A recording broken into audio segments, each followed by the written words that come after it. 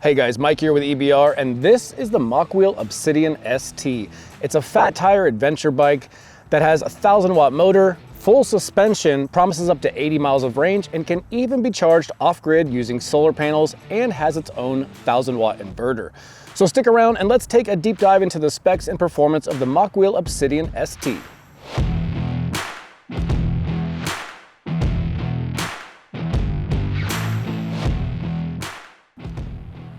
All right guys, the Mokwheel Obsidian is the ST version here, which is the step-through version of their already popular Mokwheel Obsidian High Step. Now, this bike has an MSRP of $2,299, and it's not UL certified, but I did speak with the brand this week and they said that testing is currently in progress and they expect to have it soon. Now, this bike is advertised as weighing 77 pounds. We got this one in for testing, threw it up on our scale, and it weighed 82.2 pounds. Now the battery itself weighs around 12 pounds, so when you remove that battery, the bike without the battery weighs in right at 70 pounds even. Now the max payload on this is 350 pounds, and the ST here only comes in one frame size, which fits riders 5'2" up to 6'4". Now when it comes to colors here, we have the blue and gray, but if you don't like this, they also have black and red, and a full camo or desert camo version as well. Now, when it comes to some geometry measurements for the ST version, it has a nice low step over height of just 19 inches, making getting on and getting off much easier for people worried about maybe stability or just like that easy on and off access. Now, the wheelbase from rear hub to front hub is 49 inches. The seat has about 8 inches of adjustability here, and the reach is 17.5 inches. Now, when it comes to tires and wheels, they went with a 26-inch tire on a 26-inch wheel with a 4-inch tire, so 26 by 4 tires front and back. And the tires on this are Chow Yang Hippo skins that have a reflective stripe and puncture protection built into them. Now, it says in the manual to run these at 20 PSI.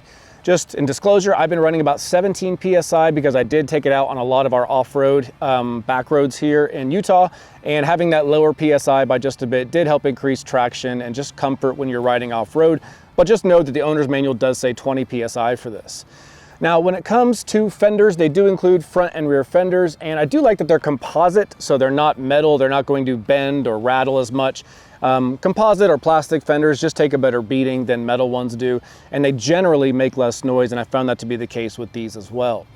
Now, when it comes to racks, you have several mounting points. You have mounting points for a rear rack, you have mounting points for a front rack, and you have mounting points here on the down tube for the frame. You could put a water bottle cage or some tools or something like that. And when it comes to lighting, they did add a dual beam headlight up front. They don't list the lumens, but it's bright enough for general use, a little bit of visibility at night, and even a little bit of visibility being seen during the day or helping you be seen during the day. As far as a tail light goes, they did add a tail light here, and if you can notice, I'm able to just move this around. It's because it's attached with a rubber strap. Definitely not my go-to choice for a tail light, but at the end of the day, at least you have a tail light. Now, it's not wired in, so you'll need a USB charge this. And when you turn it on, it has several modes that you can pick from flashing to solid to several different modes to pick from. So again, at the end of the day, not my go-to choice for a tail light, but you still have one included with the bike. And when it comes to options for this, they have all the accessories you'd expect, like racks and baskets, phone mounts, bike bags, things like that. But what makes the Mokwheel Obsidian kind of unique is the fact that they also sell a 1,000-watt inverter, which is about this big. We didn't get one for testing. It's around this big, and it's going to be good for going off-grid, camping, charging your devices. And they also sell solar panel kits that will charge this bike and that inverter when you're out, especially off-grid, not having access to power, and you want to at least top off some power on your bike while you're out camping. You're out during the day, hiking, fishing, doing what you do, and your bike is back at your campsite charging. I think that's a super cool option, and it just lends to its whole off-road adventure fat tire look that it's got. Now, when it comes to the motor and battery on the Mokwheel Obsidian ST, right here in the rear hub, we have a 1,000-watt rear hub motor that has 105 Newton meters of torque. Now, this also runs on a torque sensor, meaning as you pedal, the harder and faster you pedal, it tries to measure how hard you're working to give you that much power back in the right form, to give you a more natural feel. Now, I can tell you this 105 Newton meters with this 1,000-watt rear hub motor is one of the more aggressive or punchier motors that I've gotten to ride at this 1,000-watt level.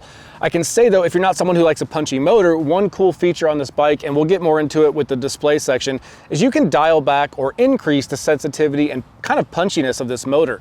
And so you can dial it all the way back to where you have more of a relaxed start, relaxed acceleration, or you can dial it all the way up and you can really get a very punchy, very torquey start.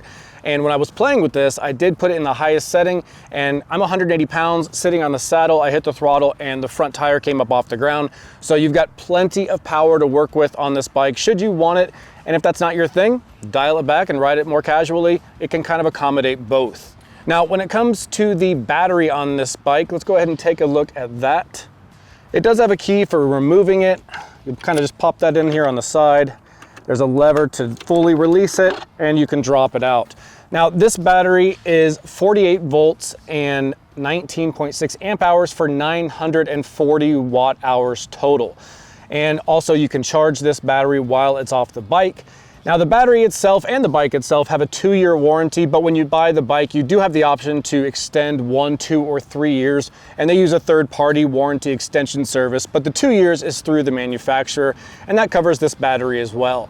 Now, like I said earlier, this battery is not technically UL 2271 certified, but when I spoke to the brand, they said the testing is in process, but they clarified that this specific battery is the same one that's used in the Basalt, and that battery is UL 2271 certified. So I think they're just waiting for the paperwork to finish and the testing to finish to get the final approval, but at least know going into it that this is the same battery that they're using that does have UL 2271 certifications already. Now, they say this battery and this bike combo will get you between 60 and 80 miles of range, which is pretty substantial when you have this much juice pumping through it. So that's really cool for off-roading, back-grid adventures, camping, things like that. Now, to put this back, you'll simply just line it up, put the bottom in first. It's a little bit of a tight fit there, and then once that bottom clicks, you can click in the top and you can remove the key and carry on. Now, when it comes to the component lineup on the Mokwheel Obsidian, Mokwheel opted for an 8-speed drivetrain, and that consists of an 8-speed Shimano Altus rear derailleur that's got a 12 to 32 rear cassette, mated to a 44-tooth chainring. Now, the chainring itself has an alloy guard on the outside, and the cranks are alloy 170 millimeter cranks with flat black alloy pedals that do have reflective strips and studs for traction on the bottom of your shoes. Now, when it comes to braking, this bike has Tektro hydraulic disc brakes, and they're mated to 2-piston calipers with 180 millimeter rotors. Now, those rotors have a thickness of 1.8 millimeters. Now, when it comes to the saddle on the Mokwheel Obsidian ST, they went with kind of a unique setup. So starting with the saddle itself, it's just a standard e-bike saddle. It's gonna have nice, wide, cushiony areas, narrow in the center, good for pedaling, spring supported. Overall, it's really comfortable and there's no complaints there. Where it gets interesting is if you look here, you've got adjustability in the stem through the quick release, which is nice. And then you also have a lever actuated dropper. So you can use this hydraulic lever here and you can change some more adjustability in your saddle. Now, traditionally, dropper posts are reserved for mountain biking where you need to get that saddle out of the way for things like jumps and going downhill. But in this case, you're not going to be doing that on this bike. This was done because there's limited space before the seat post area hits the linkage. And so because they ran out of room there, the seat post kind of was a nice touch by them to still give you that added adjustability. You got a total of about 8 inches here working between the seat post and the dropper itself. Now, right below that, speaking of the linkage, you might see the air shock. Now, it's a 38 RC air shock that does have rebound adjustment as well. Now, moving up to the front fork, you have an unbranded front fork that has 130 millimeters of usable travel, and it has a lockout option that you can lock. Still has about maybe a ½ inch when it's locked, but overall, when you unlock it, you get the full 130 millimeters. Now, moving up to the cockpit here, you have a flat MTB style bar with a bit of a slight rise to it. On both ends, you have Mokwheel branded lock-on grips that are kind of a faux leather with some gel pads on them for comfort. On both ends, you have your Tektro hydraulic disc brake levers. Over here on this side, you have your throttle and your PAS display control buttons along with the power button. And then on this side, you have your Shimano Altus trigger shifter that also has a window for your 8 speeds. You can see which gear you're in as you're going. Now, when it comes to wiring here, they've got quite a few wiring cables coming off of the cockpit, but they do tie wrap them. And then eventually right here at the top of the frame, they run them into the down tube and then route them the rest of the way back. So all in all, fairly clean, although a little bit jumbly up front. And then of course you have your display here in the center. And speaking of the display, let's go ahead and do a walkthrough of what options are on the Mokwheel display. All right, so to access the display, Mokwheel's actually gotten a new color display. I think it looks really nice. Now to turn it on, you're gonna hold the power button a little bit longer than you normally would on an e-bike. I'd say it's almost 3 to 5 seconds. You'll get the hello once it's powering on, and then this is going to be your home screen. So you're gonna have all the basic data you need here. You're gonna have your speed in miles per hour, your trip meter, and your trip timer, as well as your current PAS level, which will go up and down based on what level you're in. Now these battery bars here are just that. They indicate how much battery is left or battery life. We're at 100%, so they're all the way at the top. Now, if you want to get into some advanced settings, you can hold the up and down arrows, and that will take you to this function settings screen. Here you can adjust the brightness of the display, change the units between miles per hour and kilometers. Startup mode will make it in free ride, so full power or safe mode, a restricted power. You can reset the trip meters on here. You can change the language, and you can get your version, so your software, firmware, things like that. Now, if you want to get even further into settings, you can hold the up, down, and light button. So I'll hold all 3 of them here. And then that is going to take us to the technical settings. Now here you can change the speed limit. So if you went in here, it's currently at 28, but you can go all the way down to, whatever number you want to set it to, and that will limit the speed on the bike. Now it does go beyond 28, but I can just tell you from personal testing that I could put this as high as I wanted. The bike will not go over 28 miles an hour, 29 tops, I think I got it to. So we'll leave this back at 28. And here you can change your power assisted gear. You can change your voltage level limit from 36 to 48. You can change your wheel diameter. It's currently at 26. You can change the tacho magnets, so the magnets for the sensor of the motor, and it currently has 6, but you can change that as well. And then another option would be your riding modes. Here you can change between motor only, pedal only, or pedal and motor, a traditional e-bike setting, which is what we have it in. Now, intensity setting is where I talked about, where you can adjust either how aggressive or how reserved this bike is.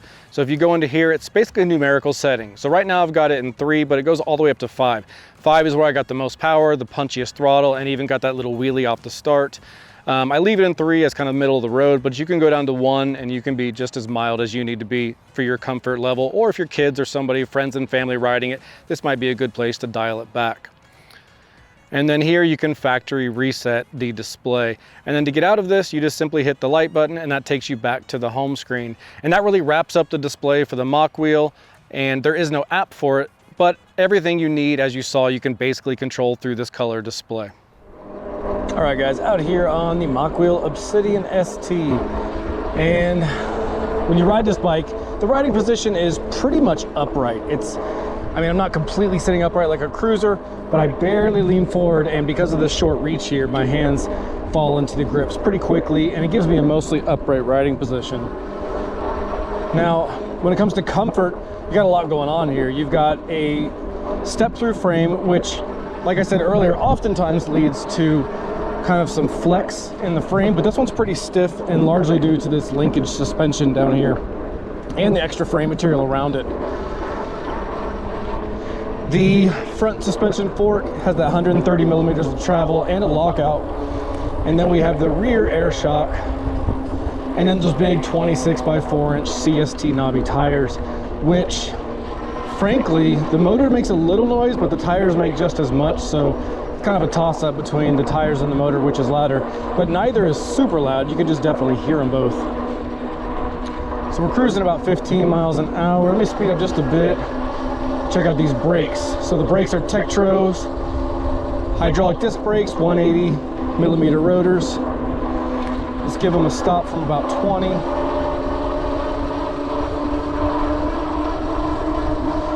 And here we go. Let me speed up a little bit. All right, there we go, 20, and now. Yeah, it's really solid, good braking. Not a ton of modularity, so there's not lots to play with in the brakes themselves, but the stopping power is really good. I think now's a good time to point out that motor sound. It's definitely there, but with a 1,000-watt motor, you're going to expect to have some noise. It's not like a 250 or a 350. You do have the throttle here. And the drivetrain on it is this Shimano Alta setup, 8-speed. Overall, when you're riding in a city like this or on a path, it's no big deal at all. I did take it off-road quite a bit, just playing around with it. And while the suspension and the tires and the frame handle the off-roads really well, I'd say not having a clutch derailleur is kind of a problem for this bike because the chain does slap quite a bit. I would just like to see brands shell out a couple extra bucks and go for a derailleur that can handle a little off-road use, especially when the whole theme of the bike is built for the outdoors.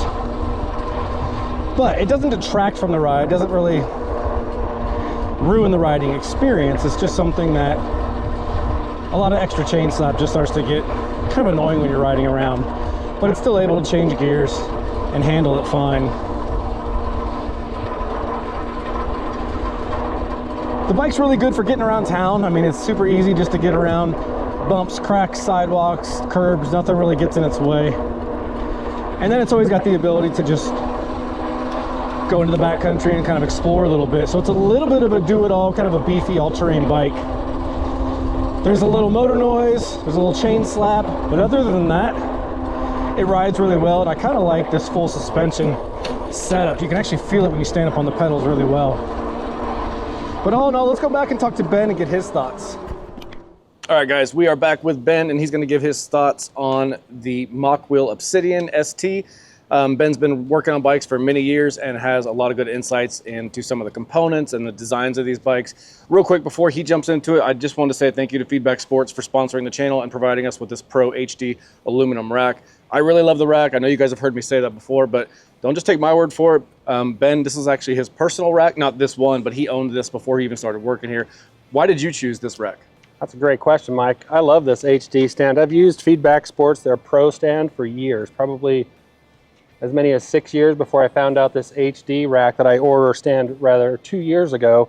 So one of my side jobs, I travel around and work Ironman circuit. So I've gone to over 30 events in the last 2 years, 10 of which I've taken my personal HD stand. This thing works awesome. It travels great, super easy to use, clamps every kind of bike out there. I'm super happy. I paid for this and would again, given the choice. Nice. Not to mention, with a big, nearly 80-pound bike in here, it's still super solid. You can work on it without worrying about flexing and stressing it. Nonetheless, I'll shut up about the rack. Ben, why don't you just jump into what you like about the Obsidian ST, and I'm going to jump out of your way here. All right, thanks, Mike. First things first, on this bike, I've mentioned it before, and I still will always mention it. You get a threadless fork, steer tube, and stem. Why is that nice? It's more common and more current than other designs. What that means also as a rider, it's stiffer, stronger, lighter, and if necessary, if you ever need to buy parts, it's very common for every bike shop to have those in stock. So I always love seeing that. It's a small thing, but I will mention it. I always like when the light is attached to the fork. Very simple, it's easy, it's out of the way. Some other proprietary designs that will mount the light on the stem or the bar somewhere makes it so that if it breaks, you can't find replacement parts easily. So I do really like that about this one in particular. I'll always like a two-piece chainring system. So that means if and when the chainring does wear out, and they will, or it gets bent, they're really easy to find replacements for, so that's great. This bike and its unique full suspension design includes a telescoping seat post, which we'll get back to that in just a couple of minutes, but I do like that they included this, so it adds the ability for taller or shorter riders to get onto the bike and still get a decent leg extension, so that's great. Interestingly enough, with this bike, I anticipated that it was going to have a lot of frame flex. So when I test ride these after initial assembly, I'll get them up to 20, 25, 30 miles per hour and put the bike through its paces side to side. I expected this bike to be pretty darn flexy and feel funky, but as beefy as all the parts are, specifically the linkage, the hardware, everything, this bike was as stiff as some regular hardtails. Awesome. I think they did a great job with that. I do like on this one, and I pointed it out on other bikes, this is a zinc chain. So as I've mentioned before, it resists corrosion and it seems to hold lubrication a little bit better than some other chains out there. So Mike, on this bike, those are my likes. Nice. And what kind of things would you improve on this one? There's not a lot. With this one, I mentioned the the suspension design and the seat post, as much as I liked how stiff the suspension is, I wish they would have moved the main pivot to the rear of the seat tube here. What would that do? On this bike in particular, because of this pivot right here, it makes it so you only get about 3 inches of seat post in the frame. So that greatly limits how much you can adjust the seat post height, which is why they use the telescoping seat post. So great idea there. However, it would be my recommendation, consider putting the suspension pivot in front of or behind the seat tube. That would just make it easier to get a longer seat post. With a bike this big, there's 2 things that I really wish that they would put on. First off, an oversized bottom bracket spindle. This bike is heavy enough. If you're going to put a load on it or something or ride aggressively, it would just feel better and more sturdy if it had the oversized bottom bracket spindle. And on that same note, with the weight and the size of this bike, as it comes out of the box, it has 2 piston brake calipers. Okay, so what that means is there's 1 piston on each side of the caliper to move in and out to slow your bike down or stop you when you need to. Some of these bigger bikes, and if they're going to be ridden more aggressively, will have 4 piston calipers, which means there are 2 pistons on each side. That increases your braking power a ton, and it also helps control your stopping instead of just being an on-off sort of feel. So I wish that it would be the brakes and the bottom bracket spindle and the frame design. Other than that, this is a great bike for the money, easy to ride, super easy to stand over. Everything else is good. Nice, man. Ben, thanks for your time on this one. All right, thanks, Mike. All right, guys, so overall, the Mokwheel Obsidian ST has some pretty impressive features. That 1,000-watt rear hub motor is very punchy with that 105 Newton meters of torque. The full suspension setup feels good off-road for what it is. And the ability to go up to 80 miles and charge off-grid with solar panels plus an inverter. It's just a very cool package for those of you who are looking for that fat tire, all-terrain kind of adventure e-bike, or even maybe a commuter who wants to get to work but still have the ability to go have some fun on the weekends. This could be the right bike for you. Now, hopefully you guys have enjoyed this review. If you have any questions, drop them down below. While you're here, if you're feeling generous, like and subscribe. And until the next review, I'll see you guys out on the trail.